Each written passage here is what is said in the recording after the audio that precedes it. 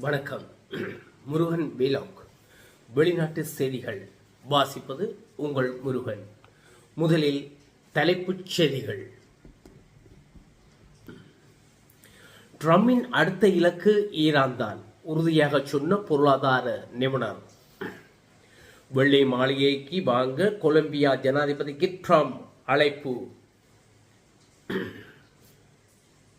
பழிக்கு பழி வாங்க துடிக்கும் ரஷ்யா, அமெரிக்க கப்பல்களை மூழ்கடிப்போம் என சூளுரை. பிரான்ஸ் ஜனாதிபதி இந்தியா விஜயம். ஈரானில் தீவிரமடையும் போராட்டம், இணைய சேவைகள் முடக்கம். நிறைவு பெற்றது தலைப்புச் செய்திகள். தொடர்பான விரிவான செய்திகள். ட்ரம்பின் அடுத்த இலக்கு ஈரான் தான் என பிரபல பொருளாதார நிபுணர் ஜெஃப்ரி ஷாக்ஸ் தெரிவித்துள்ளார். கிரீன்லாந்தில் எனப்படும் பலர் கணிக்கப்பட்டு வரும் நிலையில் அவருடைய இந்த கருத்து வந்துள்ளது. போதைப் பொருட்களை அமெரிக்காவுக்குள் கடத்த வெனிசுலா உறுதுணையாக இருந்ததாக அமெரிக்கா குற்றம் சாட்டியது. கடந்த 3ஆம் தேதி அந்நாட்டு ராணுவம் வெனிசுலாவில் தாக்குதல் நடத்தி ஜனாதிபதி நிக்கோலஸ் மதுரோ மற்றும் அவரது மனைவி சிலியா புளோரஸ் ஆகியோரை கைது செய்து அமெரிக்காவுக்கு நாடு கடத்தியது. அங்கு அவர் நீதிமன்றத்தில் ஆயர்படுத்தப்பட்டு சிறையில் அடைக்கப்பட்டுள்ளார். மதுரோவை கைது செய்திருப்பதற்கு எதிராக ட்ரம்ப் உலக நாடுகளின் எதிர்ப்பை சந்தித்திருக்கும் நிலையில் அடுத்ததாக அவர் டென்மார்க் அரசின் கீழ் சுயாட்சியுடன் இயங்கும் கிரீன்லாந்து மீது கவனம் செலுத்தப்படுவதாக கூறப்படுகிறது. இந்த நிலையில் அமெரிக்க ஜனாதிபதி ட்ரம்பின் அடுத்த இலக்கு ஈரானாக இருக்கலாம் என பிரபல பொருளாதார நிபுணர் ஜெஃப்ரி ஷாக்ஸ் தெரிவித்துள்ளார். கொலம்பிய ஜனாதிபதி குஸ்டாவோ பெட்ரோவை வெள்ளை மாளிகைக்கு வருமாறு அமெரிக்க ஜனாதிபதி டொனால்ட் ட்ரம்ப் கடந்த புதன்கிழமை அழைப்பு விடுத்துள்ளார். போதைப் பொருள் கடத்தல் குற்றச்சாட்டுகள் தொடர்பாக இரு நாடுகளுக்கு இடையே பதட்ட நிலை வந்த நிலையில் இந்த அழைப்பு விடுக்கப்பட்டுள்ளது. கடந்த 3ஆம் தேதி அண்மை நாடான வெனிசுலாவில் நடைபெற்ற சம்பவங்களை தொடர்ந்து பெட்ரோவை நோக்கி ட்ரம்ப் உன்னை கவனித்துக் என கடுமையாக எச்சரித்திருந்தார். வெனிசுவேலா தலைநகர் கராகஸில் திடீர் தாக்குதல் நடத்தி அந்நாட்டு ஜனாதிபதி நிக்கோலஸ் மதுரோ மற்றும் அவரது மனைவி சிலியா புளோரஸை அமெரிக்க படைகள் சிறைப்பிடித்தன.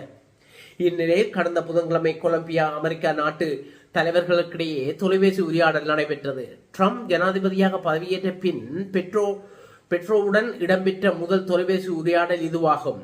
79 வயதுடைய ட்ரம்ப் போதைப்பொருள் பிரச்சனைகள் மற்றும் எங்களுக்கிடையே ஏற்பட்ட கருத்து வேறுபாடுகள் குறித்து விளக்கம் அளிப்பதற்காக பெட்ரோ என்னை தொடர்பு கொண்டார் என தனது ட்ரூத் சோசியல் சமூக ஊடகத்தில் பதிவிட்டுள்ளார். அவரது அழைப்பையும் பேச்சின் போக்கையும் நான் பாராட்டுகிறேன். விரைவில் வெள்ளை மாளிகையில் அவரை சந்திக்க எதிர்பார்க்கிறேன் என ட்ரம்ப் மேலும் தெரிவித்துள்ளார். இந்நிலையில் கடந்த சனிக்கிழமை அதிகாலை அமெரிக்க படைகள் வெனிசுலா தலைநகர் ஈராக் கஷில் உள்ள இராணுவ இலக்குகளை குண்டுவீசி தாக்கி எண்ணெய் வளம் நிறைந்த அந்நாட்டின் மீது வாஷிங்டன் தனது கட்டுப்பாட்டை உறுதி செய்யும் முயற்சியாக இந்த நடவடிக்கை மேற்கொள்ளப்பட்டதாகவும் தெரிவிக்கப்படுகிறது. சர்வதேச கடல் சட்டத்தை மீறி தங்களுடைய எண்ணெய் டேங்கர் கப்பலை கைப்பற்றிய அமெரிக்காவுக்கு சொந்தமான கப்பல்களை மூழ்கடிப்போம் என்று ரஷ்யா கடும் எச்சரிக்கை விடுத்துள்ளது. தென் அமெரிக்க நாடான வெனிசுலாவில் இருந்தே அமெரிக்காவுக்குள் போதைப்பொருள் கடத்தப்படுவதாக கூறி அந்நாட்டிலிருந்து எண்ணெய் ஏற்றி செல்லும் கப்பல்களை அமெரிக்க கடற்படை தடுத்து வருகிறது. இதன்படி ரஷ்யாவுக்கு சொந்தமான ஃபெல்லா 1 என்ற எண்ணெய் டேங்கர் கப்பலை பறிமுதல் செய்ய அமெரிக்கா தீவிரம் காட்டி வந்தது. ஆனால் ரஷ்யா மெரினேரா என பெயர் மாற்றி தன் நாட்டு கொடியை ஏற்றி பாதுகாப்பு அளித்து வந்தது. இருப்பினும் நேற்று முன்தினம் வட அட்லாண்டிக் பெருங்கடல் பகுதியில் இந்த எண்ணெய் டேங்கர் கப்பலை அமெரிக்க கடற்படை கைப்பற்றியது. இந்த நடவடிக்கையை ரஷ்ய வெளியுறவுத்துறை சர்வதேச கடல் சட்டத்தின் மீறல் என்று கண்டித்துள்ளது. ரஷ்ய எம்பி அலெக்சி ஜூராவ்லேவ் அமெரிக்கா இதே நிலையை தொடர்ந்தால் அவர்களது கப்பல்களை மூழ்கடிக்கப்படும் என்றும் கடுமையாக எச்சரித்தார்.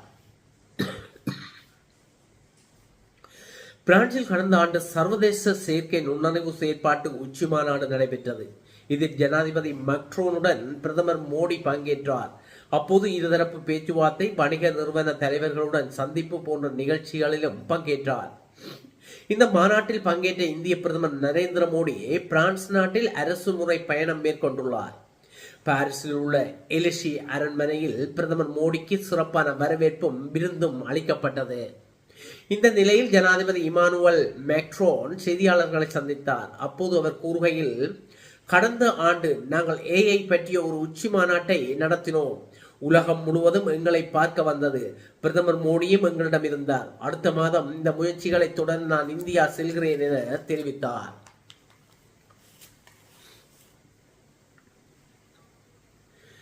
ஈரானின் பொருளாதார நெருக்கடி மற்றும் ஆட்சிக்கு எதிரான பொதுமக்களின் போராட்டங்கள் தீவிரமடைந்து வருவதால் நாட்டில் இணைய சேவை மற்றும் தொலைபேசி இணைப்புகளை முற்றிலுமாக நிறுத்தி வைக்க அதிகாரிகள் நடவடிக்கை எடுத்துள்ளதாக வெளிநாட்டு ஊடகங்கள் செய்தி வெளியிட்டுள்ளன.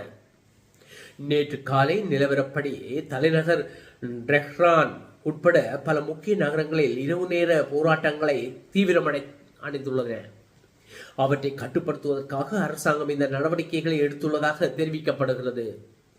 போராட்டங்கள் தொடங்கியதிலிருந்து ஈரானில் இணைய சேவைகள் கடுமையாக குறைந்துள்ளதாக உலகளாவிய இணைய நடவடிக்கைகளை கண்காணிக்கும்